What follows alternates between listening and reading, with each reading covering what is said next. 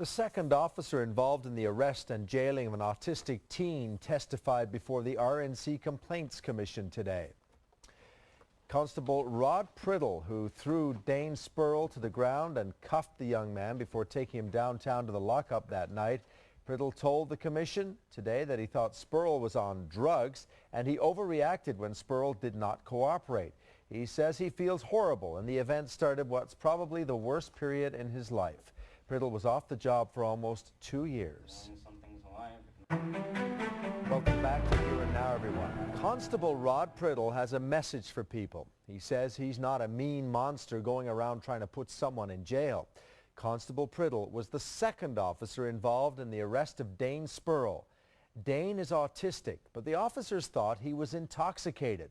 And the mistake is being investigated by the RNC Public Complaints Commission. Here and Now's Glenn Deere reports. Rod Priddle has been a cop for 18 years, but most people only know him for what he did in seconds. Seconds he wishes he could take back. He was the officer who threw Dane Spurrell to the ground and put the cuffs on him.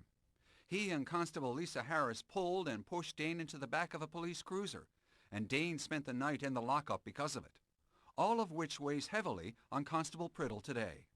I still feel absolutely horrible about this. This started probably the worst period of my life. Constable Priddle wound up being off work for 2 years, but he's back on the job now and the stand, explaining himself. He said Constable Harris had already arrested Dane by the time he got to the scene. This was the snowball going downhill. There was no smell of alcohol, but the constable shone a light into Dane's eyes and thought he was on drugs. Dane wasn't cooperating. Constable Priddle raised his voice and probably used the F word a couple of times. The situation escalated to force. What happened next still gives Constable Priddle the shivers. Dane was face down on the ground, his arms in front of him. Constable Priddle drove his thumb behind Dane's ear. The pain was supposed to make Dane obey orders. What Constable Priddle didn't know was that Dane has a shunt in his head, and if Constable Priddle had driven his thumb behind the other ear, he might have crushed the shunt.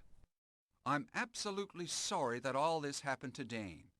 I'm not this mean monster going around trying to put someone in jail. But he did help put an autistic teenager in jail, and the Complaints Commission will pass judgment on it. Glenn Deere, CBC News, St. John's.